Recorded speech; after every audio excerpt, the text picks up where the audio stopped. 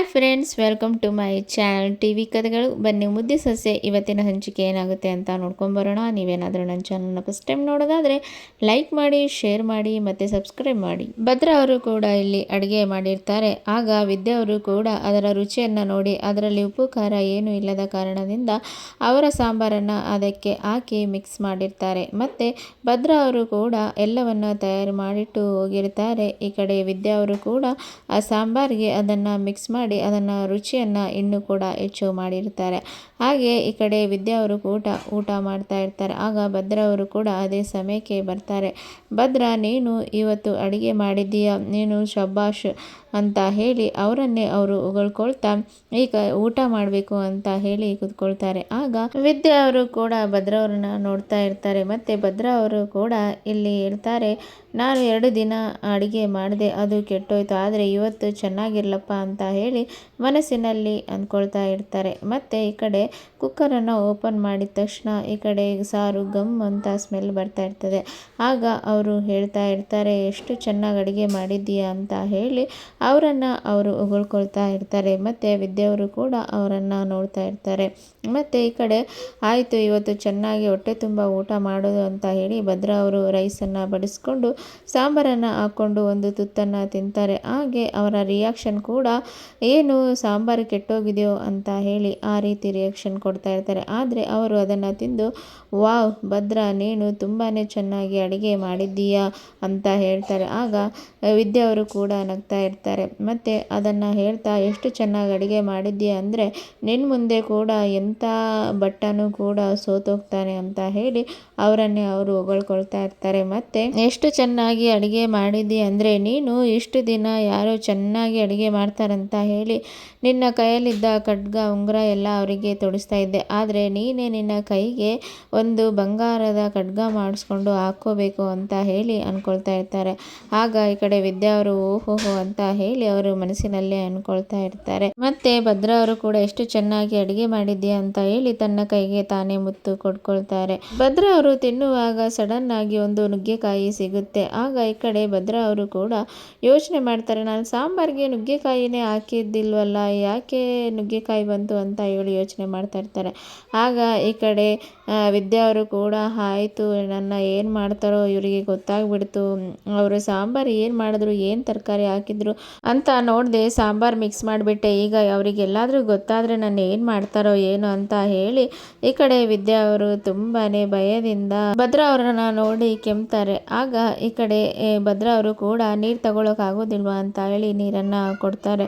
ಮತ್ತು ಈ ಕಡೆ ಮತ್ತೆ ಈ ನುಗ್ಗೆಕಾಯಿ ಎಲ್ಲಿಂದ ಬಂತು ಅಂತ ನೋಡುವಾಗ ಈ ಕಡೆ ವಿದ್ಯಾ ಅವರು ಕೂಡ ಬಿಕ್ಕಳಿಕೆ ಸ್ಟಾರ್ಟ್ ಮಾಡ್ತಾರೆ. ಆಗ ಈ ಕಡೆ ಭದ್ರಾ ಕೊಟ್ಟಿದ್ದ ನೀರನ್ನು ಅವರು ಕುಡಿದು ಸುಮ್ಮನಾಗ್ತಾರೆ. ಆದರೆ ಈ ಕಡೆ ಭದ್ರಾ ಅವರು ಕೂಡ ಇದು ಹೆಂಗೆ ಬಂತು ಅಂತ ಯೋಚನೆ ಮಾಡ್ತಾ ಇರ್ತಾರೆ. ನಾನು ಪದೇ ಪದೇ ನುಗ್ಗೆಕಾಯಿ ಟಾಪಿಕ್ ತೆಗೆದಾಗೆಲ್ಲ ಇವಳು ಕೆಮ್ಮೋದು ಅದೆಲ್ಲ ಮಾಡ್ತಾ ಇದ್ದಾಳೆ, ಯಾಕೆ ಅಂತ ಹೇಳಿ ಈ ಕಡೆ ಯೋಚನೆ ಮಾಡ್ತಾ ಇರ್ತಾರೆ. ಮತ್ತು ಭದ್ರಾ ಅವರು ಕೂಡ ಭದ್ರಾ, ನಿನಗೆ ತುಂಬಾ ಮರುವಿನ ಕಾಯಿಲೆ ಶುರುವಾಗಿದೆ, ನಿನಗೇನು ಮಾಡ್ತಿದೆಯೋ ಏನು ಒಂದು ಗೊತ್ತಾಗೋದಿಲ್ಲ, ಇದನ್ನು ನೀನೇ ಹಾಕಿದ್ದೀಯಾ, ಸಾಂಬಾರು ಚೆನ್ನಾಗಿದೆ ಅಂತ ಹೇಳಿ ಅವರೇ ಹೊಗಳ್ಕೊಂಡು ಅದನ್ನು ಊಟ ಮಾಡ್ತಾರೆ. ಮತ್ತು ಈ ಕಡೆ ವಿದ್ಯಾ ಅವರು ಕೂಡ ಸುಮ್ಮನೆ ಆಗ್ತಾರೆ.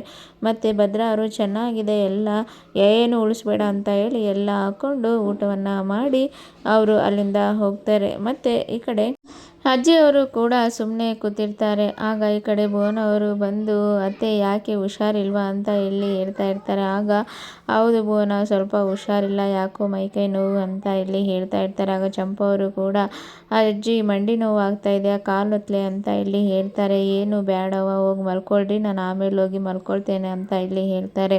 ಹಾಗೆ ಅವರು ಹೋಗಿ ಮಲ್ಕೊಳ್ಳಿಕ್ಕೆ ಅಂತ ಹೋಗ್ತಾರೆ. ಆಗ ಅದೇ ಸಮಯಕ್ಕೆ ಅಜ್ಜಿಗೆ ಈ ಕಡೆ ಎದೆ ನೋವು ಸ್ಟಾರ್ಟ್ ಆಗುತ್ತೆ ಮತ್ತು ಉಸಿರಾಡಲಿಕ್ಕೆ ಕೂಡ ತೊಂದರೆ ಆಗುತ್ತೆ. ಆಗ ಅದೇ ಕ್ಷಣಕ್ಕೆ ಅವರು ಭುವನ, ಚಂಪಾ ಅಂತ ಹೇಳಿ ಕರಿತಾ ಇರ್ತಾರೆ. ಅವರಿಗೆ ಯಾರಿಗೂ ಕೂಡ ಕೇಳೋದಿಲ್ಲ ಮತ್ತು ಅಲ್ಲೇ ಬಿದ್ದು ಹೋಗ್ತಾರೆ. ಅದೇ ಸಮಯಕ್ಕೆ ಇಲ್ಲಿ ಡ್ರೈವರ್ ಕೀ ಇಡಲಿಕ್ಕೆ ಅಂತ ಹೇಳಿ ಬರ್ತಾರೆ.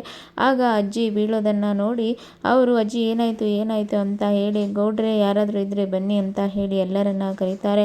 ಆಗ ಈ ಕಡೆ ಶಿವರಾಮೇಗೌಡರು ಕೂಡ ಓಡಿ ಬರ್ತಾರೆ. ಆಗ ಅವರು ಕೂಡ ಅವ ಏನಾಯ್ತವ, ಅವ ಏನಾಯಿತು ಅಂತ ಹೇಳಿ ಎಲ್ಲರೂ ಕೂಡ ಸಾವಿತ್ರಿ ಅವರು ಕೂಡ ಎಲ್ಲರೂ ಬರ್ತಾರೆ. ಆಗ ಈ ಕಡೆ ಡಾಕ್ಟ್ರಿಗೆ ಫೋನ್ ಮಾಡು ಅಂತ ಹೇಳಿ ತಮ್ಮನಿಗೆ ಹೇಳ್ತಾರೆ. ಮತ್ತು ಡಾಕ್ಟ್ರ್ ಹತ್ರ ಕರ್ಕೊಂಡು ಹೋಗೋಣ ಅಂತ ಹೇಳಿ ಈ ಕಡೆ ಓಡ್ತಾ ಇರ್ತಾರೆ. ಮತ್ತು ಈ ಕಡೆ ಶಿವರಾಮೇಗೌಡರು ಕೂಡ ಭದ್ರನ ಕರಿ ಅಂತ ಹೇಳಿ ಕರೀತಾರೆ. ಭದ್ರ ಅವರು ಓಡಿ ಬಂದು ಅಜ್ಜಿ ಏನಾಯಿತು ಏನಾಯಿತು ಅಂತ ಹೇಳಿ ಅವ್ರ ಅಜ್ಜಿನ ಎತ್ಕೊಂಡು ಹಾಸ್ಪಿಟ್ಲಿಗೆ ಹೋಗೋಣ ಅಂತ ಹೇಳಿ ಎತ್ಕೊಂಡು ಹೋಗ್ತಾ ಇರ್ತಾರೆ.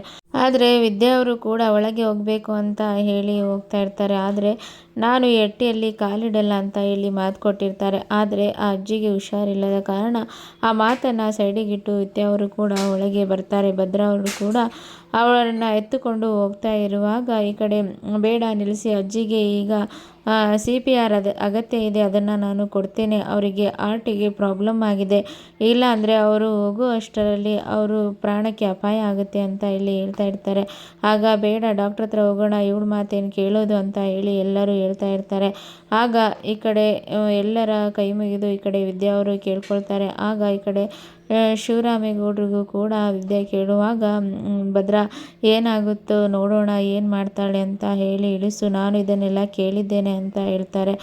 ಆಗ ಅಪ್ಪ ಬೇಡ ಅಂತ ಹೇಳಿದು ನನ್ನ ಮಾತು ಕೇಳು ಅಂತ ಹೇಳಿ ಹೇಳಿದಾಗ ಈ ಕಡೆ ಅವರನ್ನು ಅಜ್ಜಿನ ಆಸಿ ಈ ಕಡೆ CPR ಕೊಡಲಿಕ್ಕೆ ವಿದ್ಯೆ ಅವರು ಮುಂದಾಗ್ತಾರೆ. CPR ಕೊಟ್ಟರು ಕೂಡ ಯಾವುದೇ ಕಾರಣಕ್ಕೂ ಕೂಡ ಅವರು ಎದ್ದೇಳೋದಿಲ್ಲ. ಆಗ ಈ ಕಡೆ ಬಾಯಿಂದ ಬಾಯಿಗೆ ಉಸಿರು ಕೊಟ್ಟುವಾಗ ಈ ಕಡೆ ಅಜ್ಜಿಯವರು ಕಣ್ಣನ್ನು ತೆರೀತಾರೆ. ಈ ಕಡೆ ಎಲ್ಲರೂ ಕೂಡ ಸ್ವಲ್ಪ ಖುಷಿ ಆಗ್ತಾರೆ. ಮತ್ತು ಈ ಕಡೆ ಶಿವರಾಮೇಗೌಡರು ಕೂಡ ಅವ ಏನಾಯಿತು ಏನಾಗಿಲ್ವಲ್ಲ ಅಂತ ಇಲ್ಲಿ ಹೇಳ್ತಾರೆ. ಆಗ ಅಜ್ಜಿಯವರು ಕೂಡ ಏನೂ ಆಗಿಲ್ಲಪ್ಪ ಅಂತ ಇಲ್ಲಿ ಹೇಳ್ತಾರೆ. ಆಗ ಈ ಕಡೆ ಸಾವಿತ್ರಿ ಅವರು ಅಣ್ಣ ಈಗಲಾದರೂ ಹಾಸ್ಪಿಟ್ಲಿಗೆ ಕರ್ಕೊಂಡು ಹೋಗೋಣ ಅಂತ ಇಲ್ಲಿ ಹೇಳ್ತಾರೆ.